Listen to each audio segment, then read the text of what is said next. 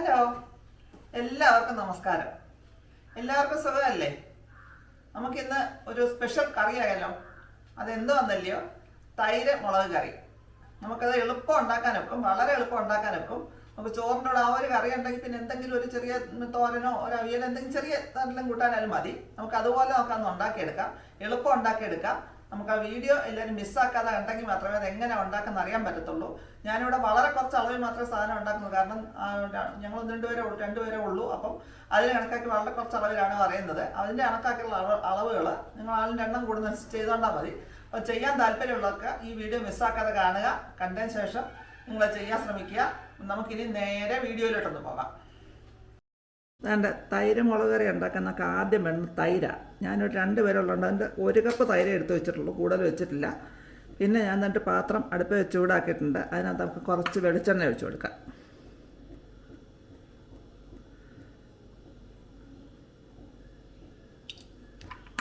ഞാൻ വെളിച്ചെണ്ണ ഒന്ന് മൂത്ത് വരട്ടെ.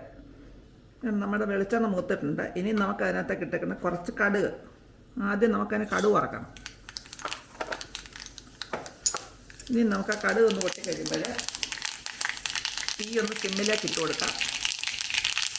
ഇട്ട് കൊടുത്തേച്ച് നമുക്ക് വേണ്ട ഇഞ്ചി, നല്ല പൊടിയായിട്ട് അരിഞ്ഞ് ഇഞ്ചി ഇടേണ്ട അങ്ങോട്ട് കൊടുക്കാം.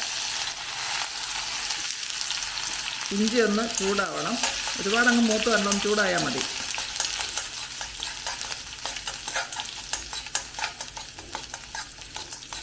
എന്നിട്ട് നമുക്ക് അതിനകത്തേക്ക് നമ്മൾ ഒരു 5-6 ചുവന്നുള്ളി ചെറുതായിട്ട് അരിഞ്ഞ് വെച്ചിട്ടുണ്ട്. ഇത് അതുകൂടെ അങ്ങോട്ട് ചേർത്ത് കൊടുക്കാം.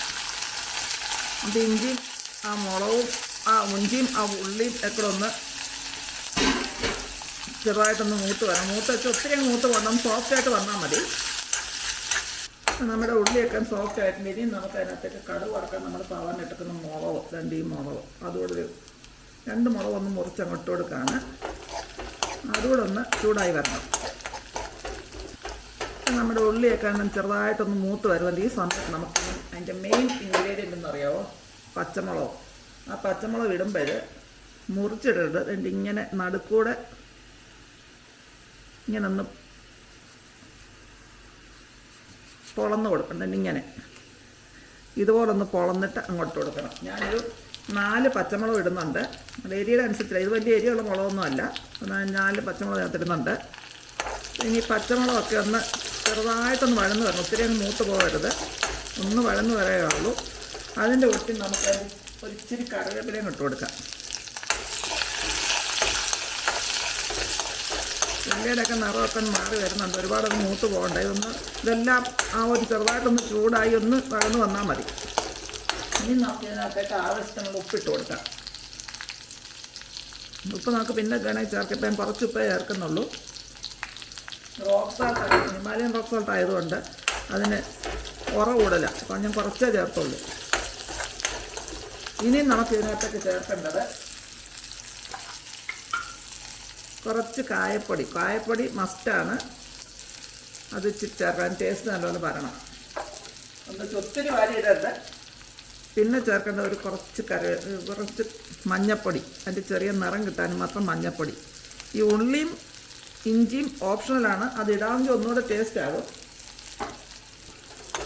അത് വേണ്ടാത്തവർക്ക് സ്കിപ്പ് ചെയ്യാം. ബാക്കി എല്ലാ സാധനങ്ങളും ചേർത്തേ പറ്റുള്ളൂ.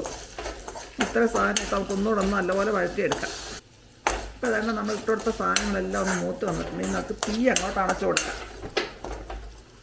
ഇനി നമ്മൾ ഈ മൂപ്പിച്ച് വെച്ചിരുന്ന സാധനങ്ങളെല്ലാം നമ്മൾ എടുത്തു വെച്ചിരുന്ന തൈരില്ലേ, അതിനകത്തേക്ക് ചേർത്ത് കൊടുക്കാം. തൈര് ചൂടാക്കുകയും ചെയ്യരുത്. ഈ ചേരുവകളെല്ലാം അങ്ങോട്ട് ചേർത്ത് കൊടുക്കാം.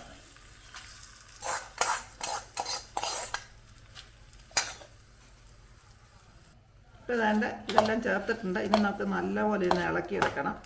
ഇതൊരു 1.5 കപ്പ് തൈര് വരെയൊക്കെ ഇത്രയും ചേരുവകൾ മതി. ഞാൻ ഇച്ചിരി കൂടുതൽ ചേരുന്നു. 1 കപ്പ് തൈരിനും തീരെ കുറച്ചല്ലേ നടത്തുള്ളൂ. ഇത്രയൊക്കെ ചേരുവകൾ മതി. ഇനി നമുക്ക് അതിൻ്റെ ഒന്ന് മിക്സ് ചെയ്തിട്ട് അതിൻ്റെ ഉപ്പൊന്ന് നോക്കാം. ഉപ്പ് കുറവാണെങ്കിൽ ഞങ്ങൾക്ക് ആവശ്യത്തിന് ഉപ്പിനും ചേർക്കാം. ഉപ്പൊന്ന് നോക്കട്ടെ. ഇച്ചിരി ഉപ്പൂടെ വേണം. ഉപ്പിടുമ്പോഴല്ലേ നല്ല ആരോട് പറഞ്ഞിട്ട് ഉപ്പിടുമ്പം കൈ കൊണ്ട് ഇങ്ങനെ ഇടുന്ന എപ്പോഴും നല്ലതെന്ന്. അതുകൊണ്ടാണ് ഞാൻ കൈ കൊണ്ടിട്ട് നോക്കിയത്. നമുക്കൊന്ന് മിക്സ് ചെയ്ത് എടുക്കാം ഇതിനെ. ഇപ്പം തന്നെ നമ്മുടെ തൈര് മുളക് കറി റെഡി ആയിട്ടുണ്ട്. ഇനി നമുക്കിനി ചെയ്യേണ്ടതൊന്ന് അടച്ചു വെക്കണം. ഇത് എടുക്കുമ്പോഴെപ്പോഴും ഉണ്ടാക്കി വെച്ച് 1 മണിക്കൂറെങ്കിലും മിനിമം 1 മണിക്കൂറും കഴിഞ്ഞിട്ട് എടുക്കാവുള്ളൂ. കാരണം അതിൻ്റെ മുളകിൻ്റെയൊക്കെ എരിയും ടേസ്റ്റും ഒക്കെ അതിനകത്ത് വരണമെങ്കിൽ 1 മണിക്കൂർ കഴിയുമ്പോൾ തൈര് ചൂടാക്കുന്നില്ല, ബാക്കി സാധനങ്ങൾ ചൂടാക്കി അതുപോലെ ചൂടോടങ്ങ് ചേർത്തേ ഉള്ളൂ. അതൊക്കെ ഇനി 1 മണിക്കൂറെങ്കിലും മിനിമം 1 മണിക്കൂറും കഴിഞ്ഞ ശേഷമേ ഉപയോഗിക്കാവുള്ളൂ. നമ്മൾ രാവിലെ ഉണ്ടാക്കി ഉച്ചയ്ക്ക് എടുക്കാമെങ്കിൽ ഏറ്റവും നല്ലത്. അപ്പോൾ നമുക്കിനി കഴിക്കാൻ നേരത്ത് നോക്കാം, ടേസ്റ്റൊക്കെ എങ്ങനെയെന്നൊക്കെ ചോദിച്ച് നോക്കാം. ഇത് ഞാനൊരു സ്പെഷ്യൽ കറി ഉണ്ടാക്കി വെച്ചിട്ടുണ്ട്, തൈര് മുളക് കറി. അത് കൂട്ടി നോക്കിയിട്ട് എങ്ങനെയുണ്ടെന്ന് പറയണം. അല്ല, ചോറിനകത്ത് ഒഴിച്ച് മുളകൊക്കെ അങ്ങോട്ട് ഞെരടി അങ്ങോട്ട് കഴിക്കണം. ചുമ്മാ ഞെരടാനുള്ള മുളക് അതിനകത്തുണ്ട്, അത് അങ്ങോട്ട് ഞെരടണം. എന്നിട്ട് അങ്ങോട്ട് പരത്തി കഴിക്കണം. അതെങ്ങനെ ഇരിക്കുന്നു അറിയണം. അത് നമ്മുടെ പച്ചമുളകുണ്ട്, കണ്ടില്ലേ? രണ്ട് തരം അല്ല, രണ്ട് പച്ചമുളക് തരാം. അതങ്ങോട്ട് ചോറിനകത്ത് ഞെരടണം. ഞെരടി അങ്ങോട്ട് കഴിക്കണം. എന്നിട്ട് അത് എങ്ങനെ ഉണ്ടെന്ന് പറയണം.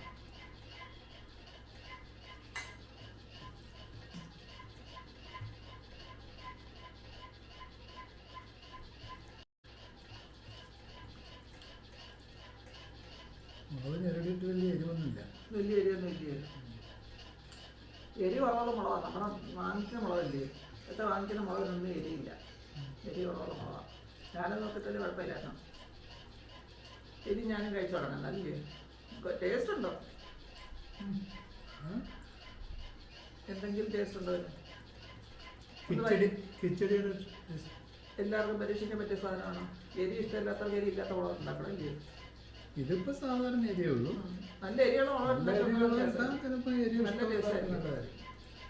ഒന്ന് ട്രൈ ചെയ്ത് നോക്കണം ഈ സാധനം. കിച്ചടിയെ ഒരു നീണ്ട രൂപ തൈര് ഒന്ന് തൈര് ഉടച്ച്, വെറുതെ ഉടച്ച്, വെള്ളം ഒട്ടും ചേർക്കാൻ തൈര് ഉടച്ച്, അല്ലാതെ നീ ഉണ്ടാക്കിയ സാധനമായത്.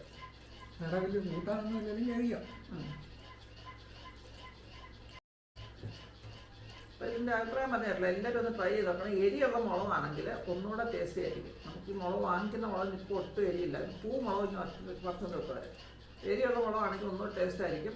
ഞാനിത് ഉപ്പ് നോക്കി, എനിക്ക് വലിയ കുഴപ്പമായിട്ട് തോന്നിയില്ല.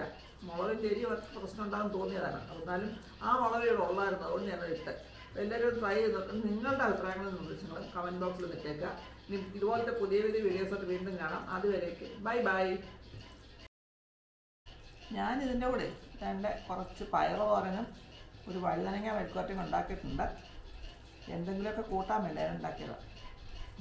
വഴുതനങ്ങ മെഴുക്കുവരട്ടിക്ക് ഇച്ചിരി എരിയൊക്കെ കാണും. ഞാൻ ഉണ്ണട്ടെ.